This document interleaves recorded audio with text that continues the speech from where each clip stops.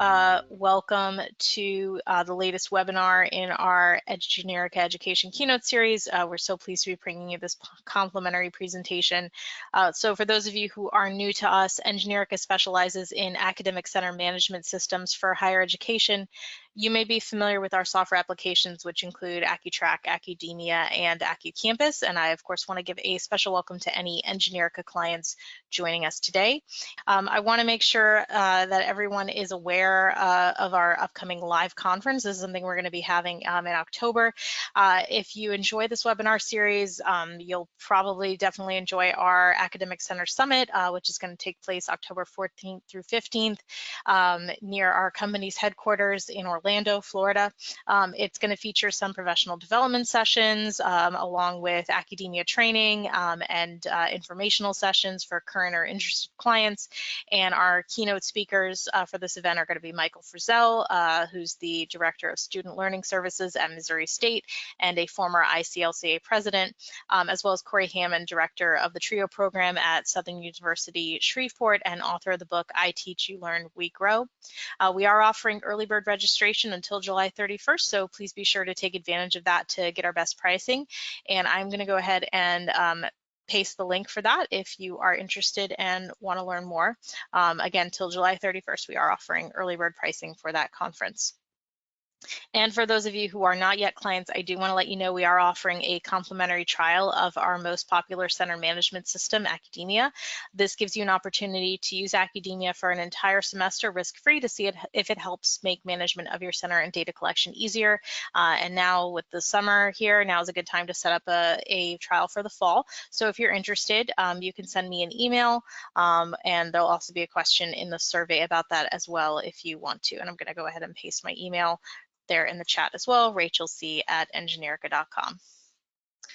So we started this keynote series for our clients and contacts who wanted to learn more about best practices and trends in higher education.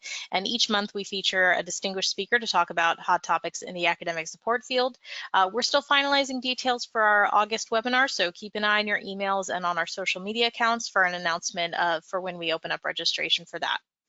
And a quick introduction to myself, I'm Rachel Cook. I'm a client success manager with Engineerica. I was previously a learning center manager for 6 years, so I am also very passionate about higher education and student success, and I love putting these webinars together and bringing you all of these great speakers. I also have with me Garrett Effers, who is one of our technical support specialists. He's here as my backup and also to help with any technical issues that may come up. Now, with all that said, I am pleased to introduce you to this month's speaker. Dr. John Findura has been the Writing Center Supervisor at Bergen Community College's award-winning Cerullo Learning Assistance Center since 2009. He holds an MFA in Poetry, an MED in Clinical Counseling, and an EdD in Educational Technology. His research interests include Writing Center Technology, next-generation digital learning environments, and mental health in college tutors. He has facilitated over 24 presentations at national conferences on everything from academic coaching to creating Shakespeare quoting Twitter bots, and he is also a widely published poet and the author of 2 poetry collections.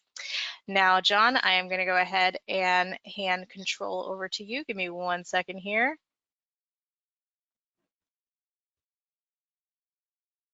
All right, and the floor is yours. Okay, awesome. Thank you very much, Rachel. Thank you all for being here. This is very exciting. Do not adjust your screens. I actually look like this. So what I'm going to be talking about today is understanding compassion fatigue and in higher ed tutors. Let's see, I'm going to go ahead and show my screen here. I have a little bit of a presentation, and then some things I'm going to talk about. So,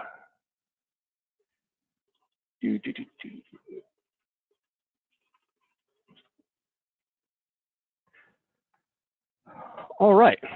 So I'm at Bergen Community College here in lovely Paramus, New Jersey.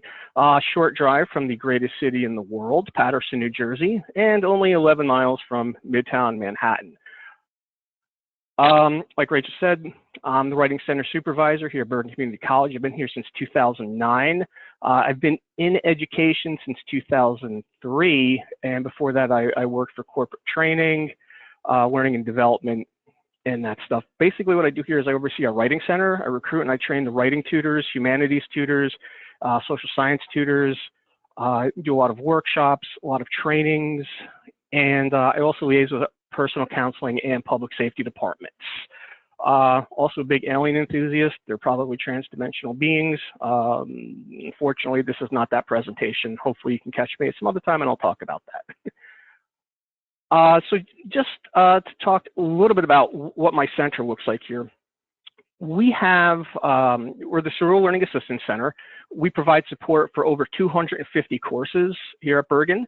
One-on-one appointments, walk-in study groups, in-class tutoring. We have an SI program. We do online tutoring, academic coaching. We're comprised of 6 sub-centers. We see about 40,000 appointments annually, and we currently have about 120 plus peer and professional tutors. Size-wise, we have about 13,000 enrolled students here. It's dropped a bit, obviously, over the last 10 years. But we are still the 2nd largest college in New Jersey behind Rutgers, and by far the largest community college. And again, here, some of our services, again, we do Accuplacer, reading comprehension, online essay assistance, all sorts of things. But I want to talk about compassion fatigue. And this kind of combines 2 of the things that I'm interested in. One is higher education, writing centers, and also mental health perspectives. I am a licensed psychotherapist in New Jersey. I do not practice at the school. I practice outside at a community mental health center where I focus on adolescents between 6 and 18. So I have a lot of experience with the mental health aspects of things. But what drove the study that I completed, and I did this with Dr. Kelly Keene, who's an English professor here at the school. She's our faculty liaison from the English department. I work very closely with her. I've worked closely with her for at least the last 10 years. And you know, we saw some things that we said, you know what, we should really look into this. And the first thing I noticed happened back in 2010.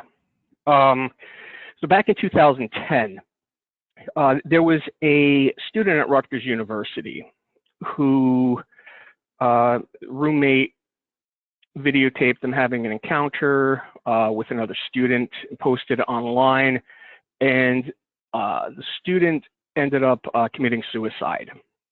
It was a national news story. It was very big here in northern New Jersey, obviously. And a lot of faculty at my school decided, you know, what would make a great writing assignment for a variety of different classes was to talk about, you know, privacy and, you know, suicide, which is, you know, not the best topic to talking about with developmental English students, but they assigned those essays, and they were coming down here to the writing center and asking for help. Unbeknownst to the faculty, the brother of that student was one of my writing tutors. And as you can imagine, things got very, very not good. Most of my tutors here obviously were friends with him. They knew the brother. So this was a really kind of a big deal where I immediately had to go to the various departments and the deans and like, hey, listen, you cannot send this assignment down to us. It's setting off some really horrific reactions in people. And it's just uncomfortable to begin with because, you know, you don't know what the tutors go through anyway, but with someone that they actually do know, this is not good. The second thing that happened was back in 2016, Dr. Keene and I, we started a college transfer essay program. So as a community college, the vast majority of our students plan on transferring to four-year schools. And we do have transfer counselors who help them with some of the technical transfer things, but they don't help with actually filling out the applications, especially the transfer essay. So what we started doing was working specifically with students who wanted to transfer and needed help with the transfer essay and needed help with the supplemental questions. And almost immediately we found that, students are coming down with some really heavy things. A question that's frequently brought up on these college essays is, tell us about a difficult time that you had to overcome. Perfectly legitimate question. A lot of students, however, their difficult times were probably more difficult than colleges anticipate. So we're getting a lot of students coming down here with these extraordinarily personal stories that were really difficult. And I was working with a lot of these students, and I was kind of, sweating after a while, going like, wow, this is a lot. And, my background as a therapist, I'm trained to kind of deal with these things and to, not compartmentalize, but to kind of take myself out of this. And I was still driving home nights, like thinking about conversations I had with these students. And then, quickly realizing like, oh my God, my tutors that are working with these students are going through the exact same thing. And being a community college, a lot of my tutors are 19 years old, they're 20 years old. And they're helping students with essays about domestic violence and, addiction issues and things like that. And it was becoming really, really difficult for a lot of them. So what we decided to do was start at the beginning and really take a look at this and figure out what exactly was going on here. So did a lot of research, read a lot of articles. There's not a whole lot, there's not really anything written about compassion fatigue and vicarious traumatization when it comes to higher education tutors. There is research that's been done on admissions counselors, higher ed admissions counselors, because they're reading these essays, but no one's looking at the tutors who are actually helping these students with these essays and do not have that type of training. So one of the things is compassion activates areas of the brain linked to reward and affiliation, generates positive emotions towards suffering, all of which motivate, not hinder, helping behavior. When I'm hiring tutors, one of the things I look for is their personality. It's not, I don't need rocket scientists. I don't need geniuses. I need students who are competent in their studies, who are able and willing to help others. So I'm looking for tutors that have compassion. That to me is so much more important than actual knowledge of the subjects, because honestly,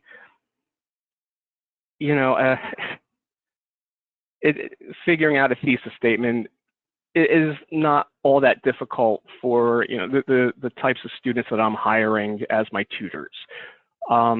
If someone comes in with a question about the War of 1812, well, you can always Google it. There's ways of getting those answers. I can teach people how to be a good tutor. I can teach them the tips and tricks and how to get the information. What I can't teach them is how to be a good person. They have to kind of bring that in.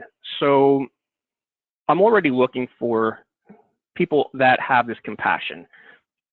And what happens with compassion is it leads to compassion fatigue, which has been called the cost of caring, manifestation, secondary trauma, stress, and burnout, and also vicarious traumatization, which are harmful changes that occur in professionals' view of themselves, others, in the world of exposure to the graphic and/or traumatic material of their clients.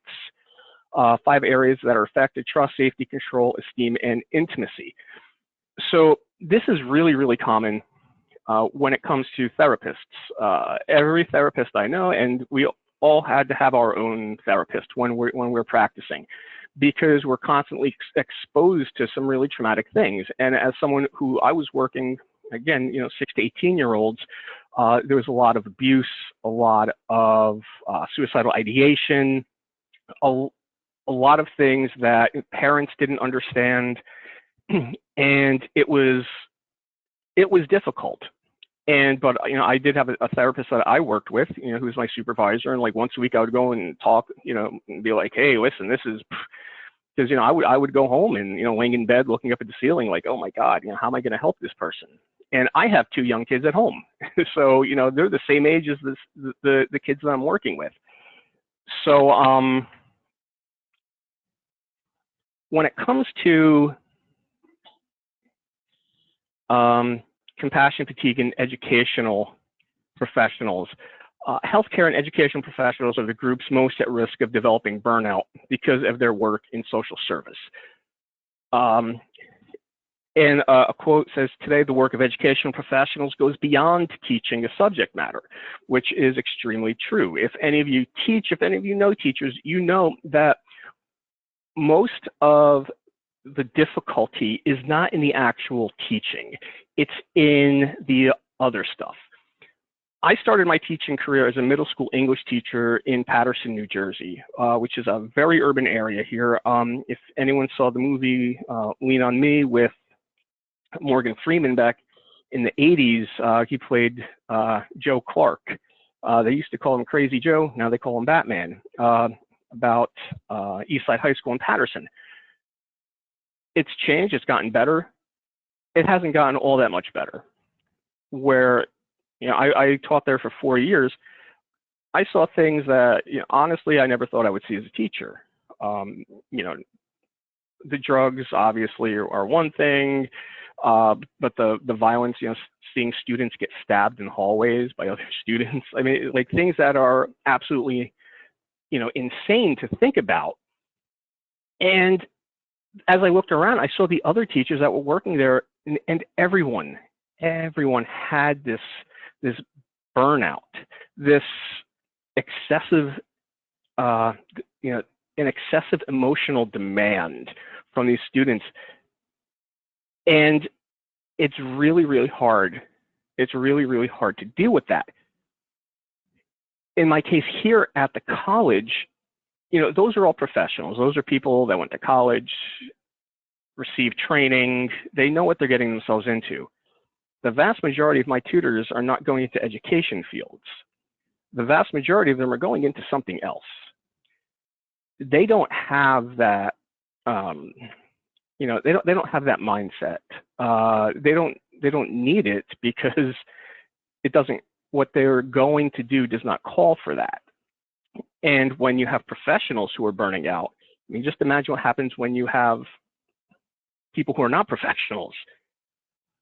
So what our study goals really were to look at the impact on tutors, the ways in which students express themselves regarding difficult life circumstances during tutoring sessions. And we also wanted to seek better understanding of the long-term effects of compassion fatigue, which is defined as the cost of caring, or secondary trauma, stress, and burnout. So this really was a case study, a phenomenological look at 12 Writing Center tutors, peer and professional. So I do have mostly peer tutors who are students here at the college, and they get paid to work here. I do have a number of professional tutors who are those who have degrees who are working here. Most of them are either adjunct faculty or students who just recently graduated from here and are going to a 4-year school, but are still in the area and wanted to continue working. So even though technically they're professional, we're still talking a lot of times about 20-year-olds, 21-year-olds, who this is still their first job. But these tutors assisted on average almost 11 students a week over 15 weeks for a total of 1,890 appointments. So what we did was our methodology was we gave out the ProQual, which is the Professional Quality of Life Survey. It's mostly used in health professions, specifically nursing, people who work in rehabilitation facilities, home health aides. But we did find some studies where this was used for surveying college admissions officers. So we were able to modify the questions just a little bit to aim more towards tutors. And then we did a 30 to 35-minute individual structured interviews.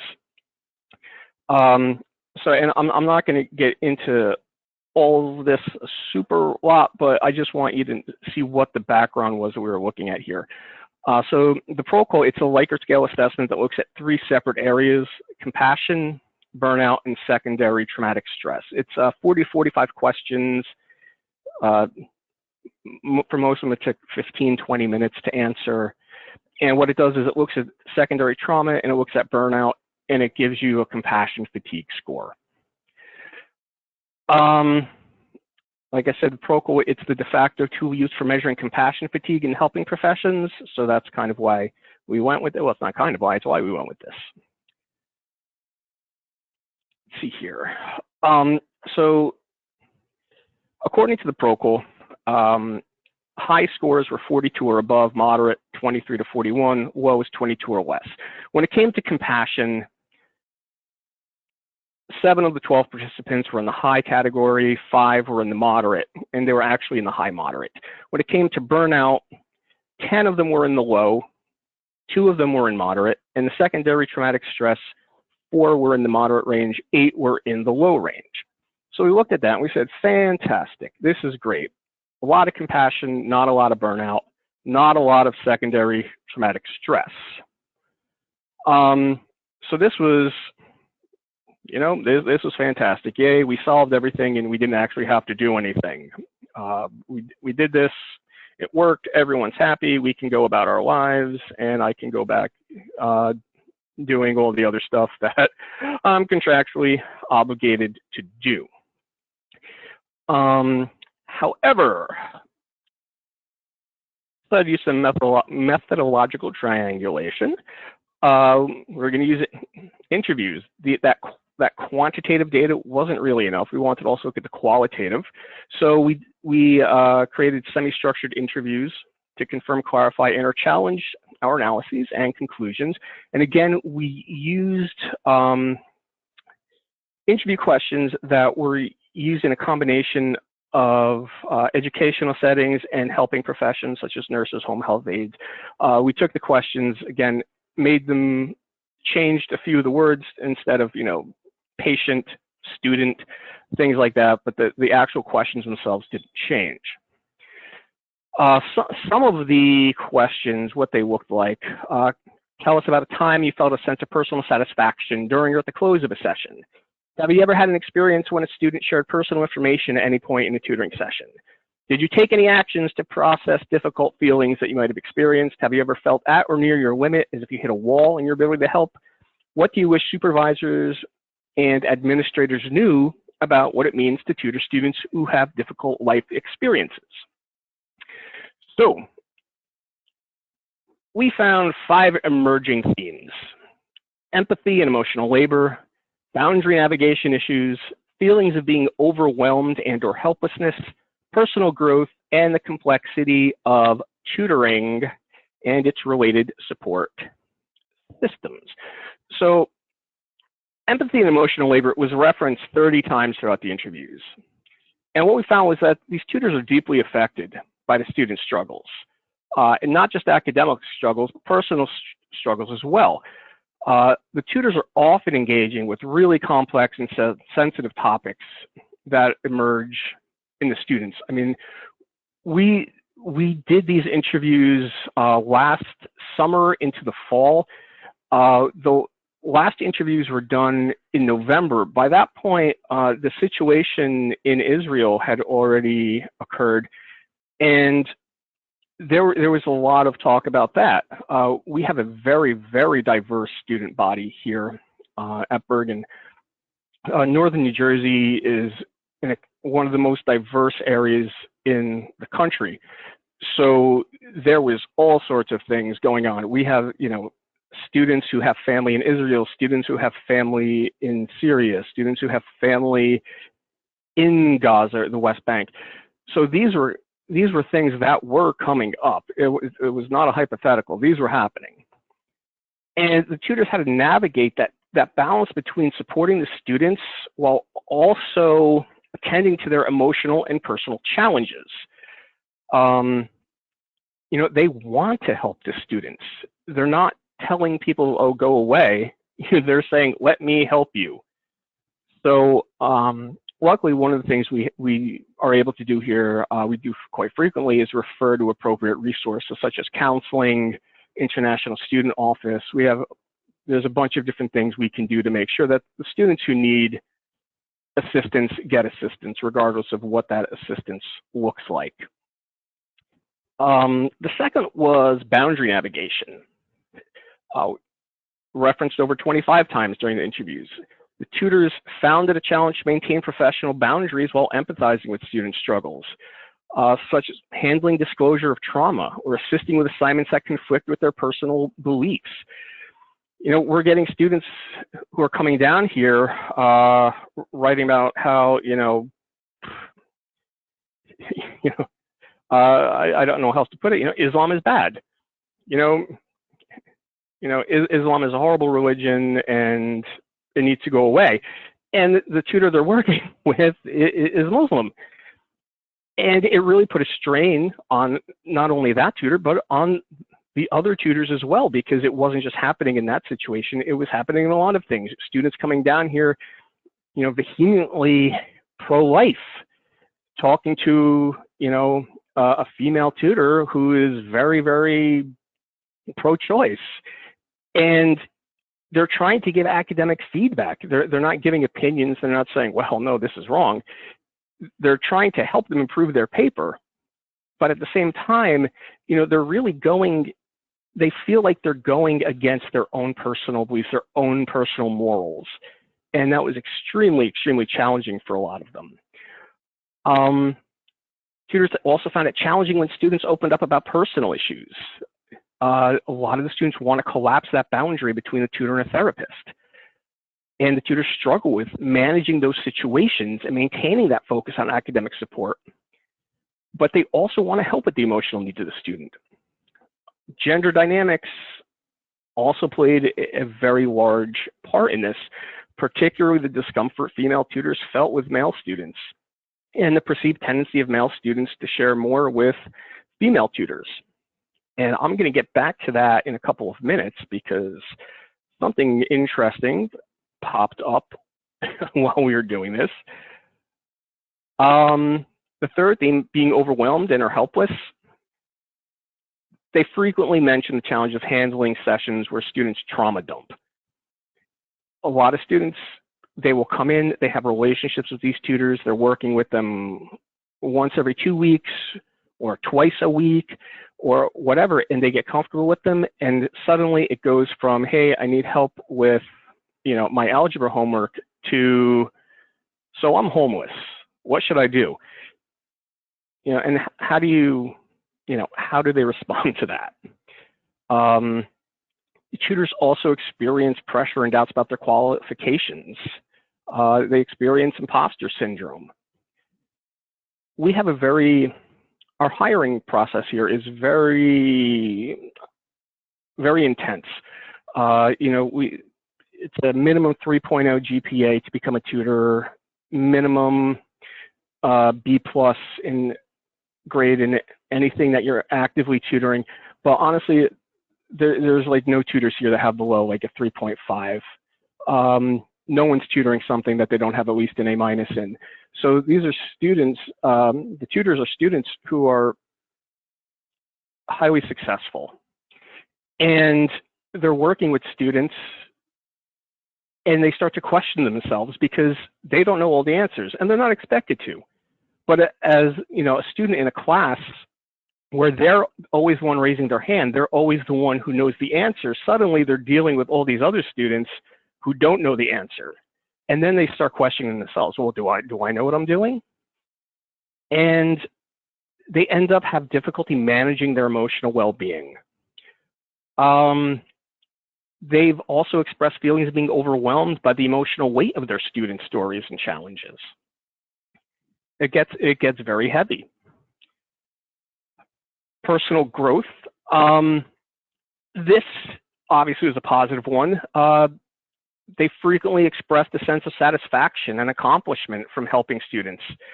You know, there is an intrinsic reward to teaching and mentoring, and these tutors really lean into that. When their students succeed, they receive a sense of personal satisfaction, a personal validation. And even though there's challenges and there's emotional burdens, and you know they're not super well paid, and they're tutoring in between classes, and you know they're not hanging out with friends so they can work here, they still express gratitude for the meaningful experiences and positive impact that they're finding working as tutors. And see, the last one here, the complexity of tutoring and its related support systems.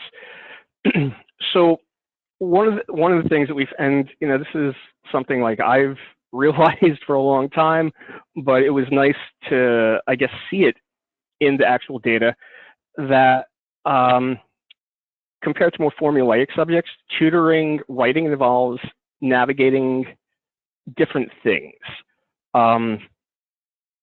In algebra, if you use the correct formula, you're going to get the right answer. If you're writing an essay about, you know, your summer vacation, though, there is no right answer. And a lot of students don't like the fact that there's not correct answers for a lot of these things. They want there to be a correct answer, and there's not. And it obviously this affects tutors that tutor writing and humanities way more than it does in math and science and the STEM fields. But you know, it is difficult. There's also the need to tailor approaches to individual students, to individual professors, and to specific assignments. So we have at this school almost 700 adjunct faculty. The full-time faculty, I can tell you in the English department, psychology department, things that I oversee, I know them very well. I kind of know what they like, know what they don't like.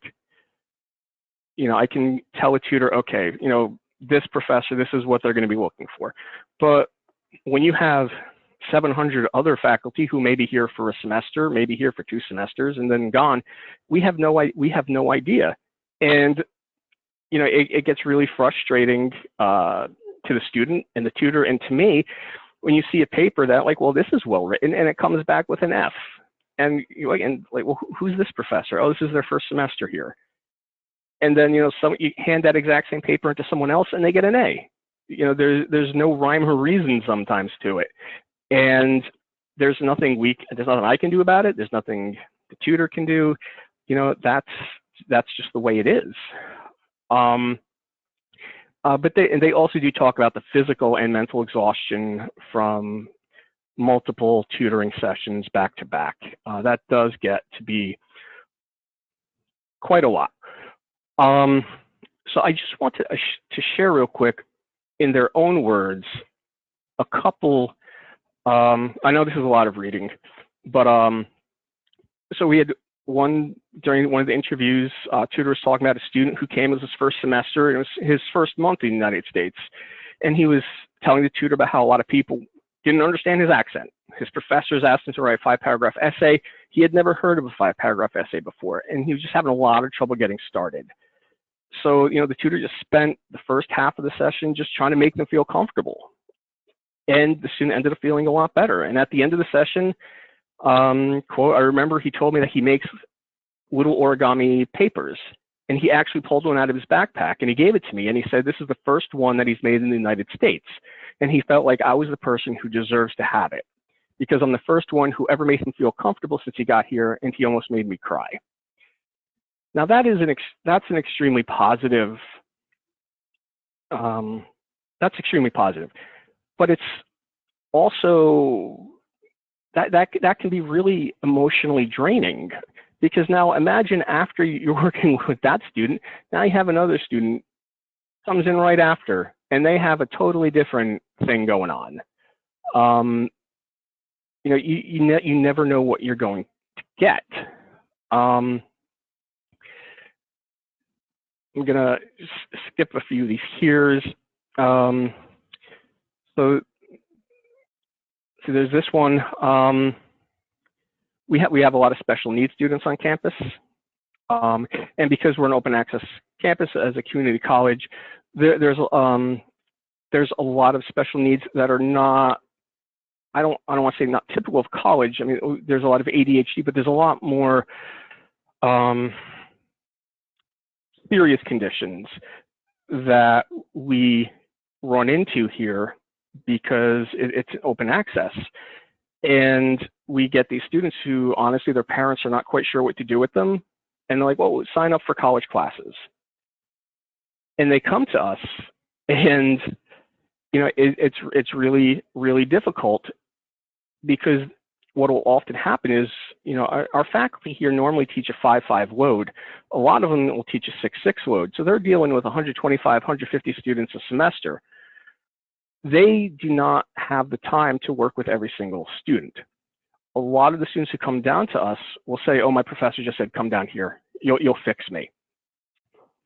So what happens is these students that need that extra support, who need that extra help, are not necessarily receiving it in the classroom just because it's not possible to receive it in the classroom, and they come down to us.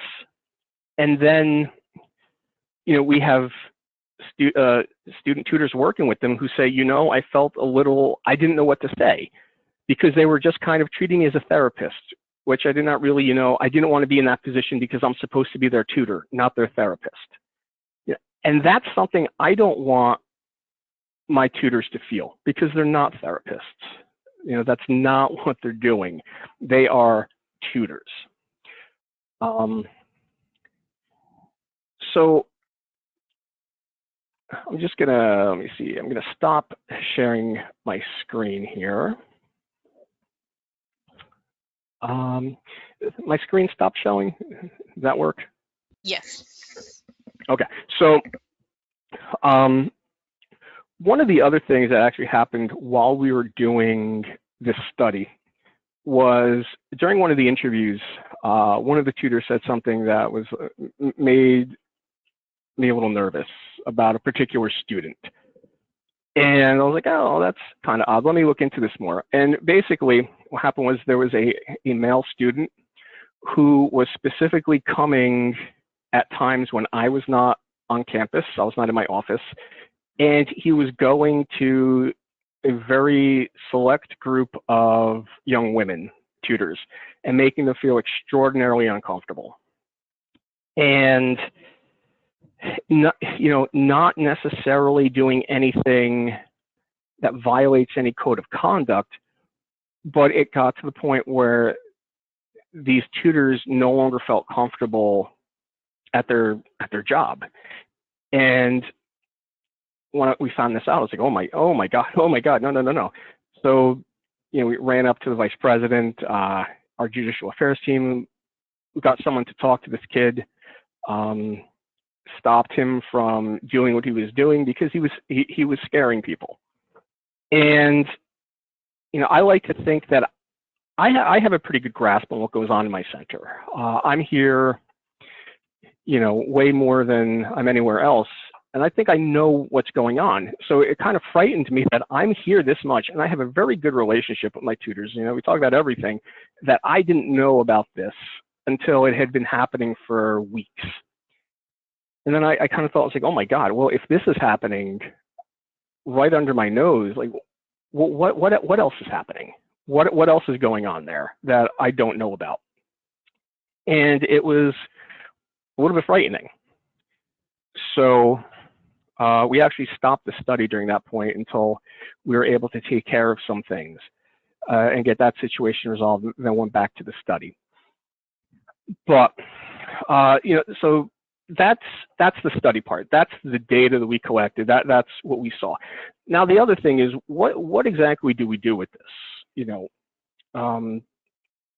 doing the study is worthless unless we actually have actionable items that we can take from it. So one of the first things was, I have an open door policy, and I'm assuming most other people have an open door policy as well, where I tell the tutors, like, you need anything, just come into my office and tell me. And maybe I shouldn't say that because I have tutors asking me for all sorts of crazy things, but they're comfortable with me, and they come in and having trouble with this student, having trouble with this class, thinking about transferring, they don't know where they're going, and I get all sorts of questions, and then I get more stuff like, hey, John, I don't know how to apply for a credit card. And it's like, okay, well, let me explain how the credit card thing works, so you don't end up with, like, 50% interest rate or something ridiculous. What I realized was that there are things that they're not coming to me about because either they don't feel comfortable or they don't know how to put it into words. So one of the things I've done is really spent a lot more time talking to my tutors one-on-one, not waiting for them to come to me, me going and talking to them. Any free chance I have, I want to go talk to my tutors, see what's going on. How's your week been? Not even school-wise. How's everything at home? Just trying to get to know them, trying to let them know that yes, I am here, and if I don't have an answer, I can get you the answer. Like, I don't know the answer to everything, but I'm pretty sure I can find someone who does. And so that first part is just being more accessible to them, but being inaccessible in a way that they don't always have to make the first move, where I'm coming out to them and I'm meeting them. I think that is really, really important because, one of the things that we're always told is, oh, well, we're here for the students. And, I've been an educator for a long time. I'm definitely here for the students, but I can't help my students if my tutors are not okay. I have to make sure that they are okay before the students, otherwise, because they're not going to get help. It's like being on an airplane when the oxygen masks fall, and they say you got to put your own oxygen mask first before you start putting it on other people. It's the exact same thing here. I have to make sure my people are okay, and then we can worry about the students, and they will get helped.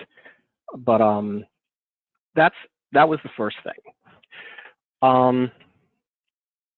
And that also led to some really good conversations outside of the Writing Center, because this study was focused on the Writing Center, but that's not all I'm talking about here, because all these same things happen to some extent in all of our other services, whether it's supplemental instruction, our Math and Science Center, our English Language Resource Center, which is for ESL students. All these things still happen. I remember I had one conversation with a math tutor who told me that he actually had cried on the way home the day before because he couldn't understand why a particular student of his was not getting it. Again, super smart guy. He can do calculus 3 in his sleep. He's trying to help someone with a relatively easy calculus problem, which I don't believe there are any easy calculus problems. None of them make any sense. But he's trying to help the student with something he perceived as very easy. The student couldn't make heads or tails of it. And he just became so despondent that he couldn't help him. And he's like, I feel stupid because I know how to do all these things. I can't help him understand that question. And, that was another moment where I was kind of like, wow, okay, like we need to do something here. We need to do, I don't, everyone wants to throw training at everything. I'm like, I don't even know if training is appropriate for this. We need to have more conversations about expectations that, people fail. It's okay. And also, what someone else sees as a success is very different from what I see as a success. So when it comes to calculus, if I were to take a calculus class right now, there is little chance I would pass it. So if you were to sign me up for a 15-week calculus 1 course and I got a D, I would be ecstatic. I would be ecstatic with a D in calculus. If you gave me a 20th century American poetry workshop and I got a B+ in that, I would lose my mind, because there's no way I'm getting a B+ in a poetry class. That's just unacceptable. It's an A or nothing. But math, well, I'll take the D. So part of it is, helping these tutors realize that what they view as a success is not a success for everyone. It can't be. If everyone got A's, then grades are meaningless. What's the point of even giving a grade? It's just pass and fail. That's it. But so there's just been a lot of conversations, and along with those conversations, one of the things we started doing is holding decompression sessions. So we do a lot of trainings on specific tutoring methodologies and stuff like that. But what we started doing is we call them decompression sessions. They're more like gripe sessions. It's how's everything going? What's bothering you? How can we help? And then just, listening to them, but not just listening to them, actually acting on what they're saying, which, again, this is not rocket science, but I think this was one of the things that used to fall through the cracks by us, where when I started this position 15 years ago, if there was a particular student that a tutor had trouble working with, the mindset of, my boss at that time was, well, everyone is going to end up working with someone who's difficult to work with. So you just kind of have to learn how to work with a student that's difficult. And I was like, oh, okay, no, that makes sense. As a teacher, I have no control over who's assigned to my class. If I get a student that's disruptive, I can't just say, well, I'm not teaching them. You got to figure out a way to help them. But over the years, as I've thought about this, they're not teachers, they're tutors. They're not educational professionals. They're going to go and do finance. They're going to go and become, psychologists. They're going to go and become cops. They're going to go and do all these other things. What's more important, their mental health and their well-being, or being able to work with a student who's just being a real pain. So now, instead of saying, well, you know what, we're going to help you work through it, and we're going to help you work better with the student, now I kind of look at this situation and I'll say, you know what, all right, yeah, you're not going to work with that person anymore, because it's not helping you. It's not helping them.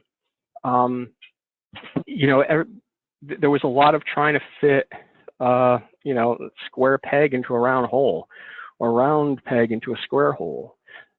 There was a lot of fitting of pegs for some reason, and there shouldn't be. It was sometimes, here's the easy answer. I have 15 other tutors out there. Why am I going to make this person sit with someone who's clearly making them uncomfortable, so they can have a life lesson? Like that's not that's not good. For me, I'm old. That doesn't bother me anymore. But I'm not doing that to a 19-year-old. I'm not doing that to a 22-year-old. It's not fair. Some of the other things that we did in order to help, we did set up specific trainings with different areas on campus, specifically our Office of Special Services, which works with the disabled students, special needs students, and our Professional Counseling Center, because there are certain things that they can do to assist in those matters. We have, for some reason, we have a large number of deaf students on campus. And they will come down oftentimes with a sign language interpreter, which is great, but sometimes they don't have one. And then it's like, okay, what's the best way of working with the student in a way that's going to help the student, but is also not going to cause you to have an anxiety attack? Because the first time I worked with a deaf student, I'm like, well, where's the interpreter? There's no interpreter? Well, I don't know sign language. I can't do this. And then it's okay. Well, what other avenues are open? How can we communicate? Can we get a laptop? Can we chat through the laptop? Are they verbal at all? How severe is the hard of hearing? So there's different things that we can work with. I think another thing that I wish was my idea, but wasn't. So we have an academic coaching program that we run out of our center, and our academic coaching supervisor, her name is Kelly Hayes, she started what's called Thrive Thursdays. And what Thrive Thursdays are is basically fun days for the tutors. We bought a button maker, so tutors can make buttons, bracelet making kits, origami, necklaces. I wish I had one in front of me. She bought a whole bunch of these like 2-inch by 2-inch canvases and got a bunch of acrylic paints and had the tutors paint little pictures. In fact, one of the tutors painted this picture for her. She's a big fan of cats. It's Romeo or William Shakespeare. We're not quite sure which it is, but one of our tutors did that while she was on her break, and it's become something that they really, really look forward to, because it gives them that little bit of a break during the day.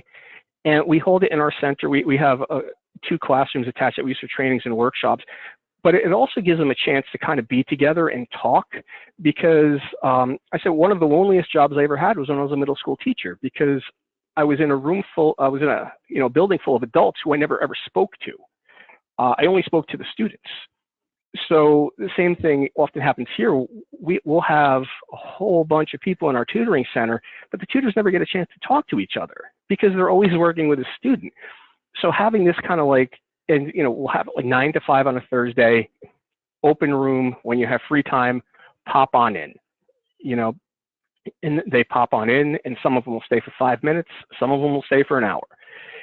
And, just something simple like that has created, such a difference. They get excited about it. They ask, what are we doing next Thursday? And again, these aren't, like 10-year-old kids. We're talking about 25-year-old adults going, ooh, are we doing bracelet making? And, they got me going, oh, well, we have these little canvases. Maybe I can paint a picture. And then I end up in there, and they gave me access to the button maker, and I have a collection of ridiculous buttons now. It's fantastic. But Kelly was also instrumental in setting up mindfulness sessions. One of our philosophy professors here is a mindfulness expert, and we're holding mindfulness sessions for students through our academic coaching program. And then it was like, well, why just students? Let's bring the tutors. And for an hour, he just talks about mindfulness and practices mindfulness. And we do it, once every 2 or 3 weeks. And I have to say, it's like my favorite hour on campus, because I will go to the room and I'll listen to him, and then I close my eyes. He has a little Tibetan gong. He gongs. I sit there and just concentrate on my breathing, and it's like a miracle. I walk out of there, I'm like, wow, I feel better. So, and the great thing about these is that they don't cost anything. It's not like we're flying in speakers from all over the country, or we're doing these are things that are free or extremely low cost. So like the little canvases, we bought like 200 of them for it was like $4 on Amazon. The friendship bracelet thing, we can make 1,000 bracelets for like $8, and it really helps them. And I was really surprised to see, how much their attitudes changed, even just after doing a few of these things. We've also normalized doing stress surveys and informal interviews. Like I said, like I'll go out and I'll talk to the tutors, and I let them know, like I am here for you. What do you need? Sometimes people just need a day off. Our tutors, they don't get sick days, they don't get vacation days, they don't get floating holidays. But come talk to me. Let me see what I can work out. Maybe just give you an extra 2 hours on Monday and take Tuesday off. If you need to reset, go and reset. You know, and I'm very aware of the fact that they're all students. They're all doing stuff. And while this is a part-time job, and they are getting paid for it, and you know, it does look good on their resumes and on their transfer applications and stuff like that. You know, at the end of the day, their most important job is probably not this. You know, it's either as a student or as a mom or, you know, as a child taking care of your parents. I was like, I do not want this to be a burden. And from looking at some of the results that we saw, I think a lot of our tutors, not that they felt this was a burden, but they were becoming extremely stressed out by expectations that we may not have put on them, but maybe that they put on themselves.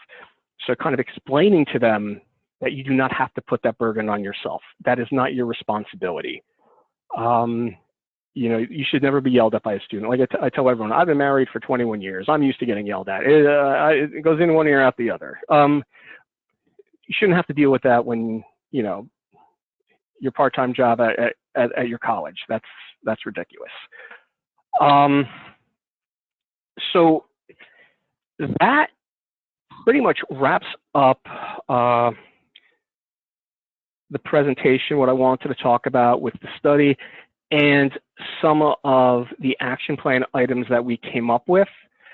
You know, and this is like a continuous thing. This isn't like, okay, I'm done with this, now I'm going to move on to something else.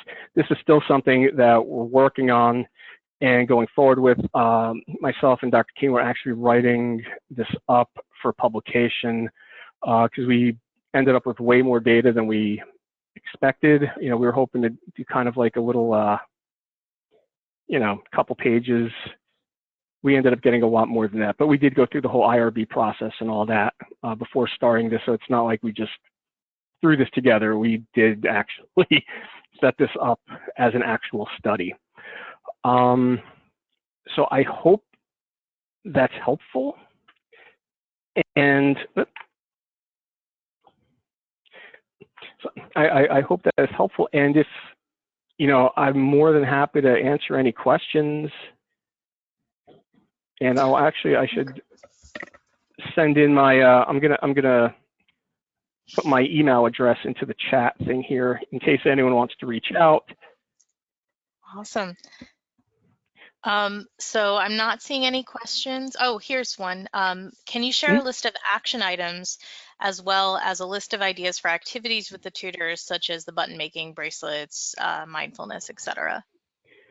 Sure. I can do that. Actually, it's kind of stuck. It's kind of stuck in a PDF right now. I'm more than happy to, if you contact me, I'm more than happy to send. Okay. You know, just shoot me an email, and I will definitely send you out the action items and some of the other ideas. If you're able to send them to us, and then we're also having requests for your tutor training, if you're able to share that. If you're able to send those materials to me, I can distribute them to everybody who's registered. So people can download them at their leisure. So I'll let you know what people are asking for. Okay, perfect. And I'm seeing not a question, but a lot of what you mentioned sounds familiar to things my tutors experience. We're seeing a lot of thanks. Here's another question here. What supports do you recommend to professional tutors who usually cannot utilize student resources? Right, that's a really, really good question. I mean, there are definitely instances where, you know, one of the peer tutors will become overwhelmed with something, and I'm able to refer them to our counseling center because they are students. And this is something that has come up numerous times where the professionals do not have access to that. And we were, so as an employee of the college, we have there's an employee benefits, I forget exactly what it's called, but there's a mental health service available to all our college employees. It's through video chat or through the phone, and most part-time employees don't have access to it. But because we've found this. We asked them, we said, we need our employees to be able to access that benefit. And they were able to make that happen. So when I do have a professional employee who's like, I need to talk to someone, and it's like, you know, above what I can do for them, I can give them that information, and, you know, they can make that phone call right then and speak with a licensed counselor immediately. I wish there were kind of a better option, because not everyone likes the phone thing, but at least it helps triaging things until we can help them find a better solution. And oftentimes I will work with the personal counselors on campus, and like, we can find an outside person that they can contact. It may not be like that day, but we can get them someone that they can get in touch with. But at least they have that phone option that can triage the situation and kind of get them through until they're able to see a professional in person. All right, and then another question: do you pay students for non-tutoring time, such as for training? We do. We do. Anytime that they're scheduled for, we pay them. we pay them. So that that really, we have fun with the budget with that. But, you know, we've made the argument that the training and these other things are so vital that, you know, they need to be paid for it. I'm not willing to have someone come and do this for free. You know, I don't want to do it for free. So we are able to pay them, and I know that's not the situation everywhere. But, you know, if you need help writing up, a proposal for why your tutor should get paid for training, please feel free to reach out with me, and I can give you some of the information we used. Awesome. And then another request for the questions that were used in the ProCol survey. I can, like I said, I'll put this all on a list for you tomorrow, and you can share what you're able to. And another question: would you suggest adding a discussion on compassion fatigue as a component of Writing Center onboarding? I would, yes, and that actually is something that I added this previous, I guess, with the spring semester, because we had gotten these results by December, so that was kind of one of the first things I did, was like, okay, I need to put this in the onboarding material. So in my initial training and the onboarding process, I do talk about this. It's not at length, but I do mention it, and then I have like a follow-up training afterwards that goes a little bit into more depth about that. And then do you have walk-ins or only appointments? We have both. We do walk-ins, we do appointment-based, and we also do study groups as well for various subjects. So awesome. And then this is a good question. I love that you care so much for your employees and your student tutors. Any tips on how you personally combat compassion fatigue within yourself? That's a really good question. So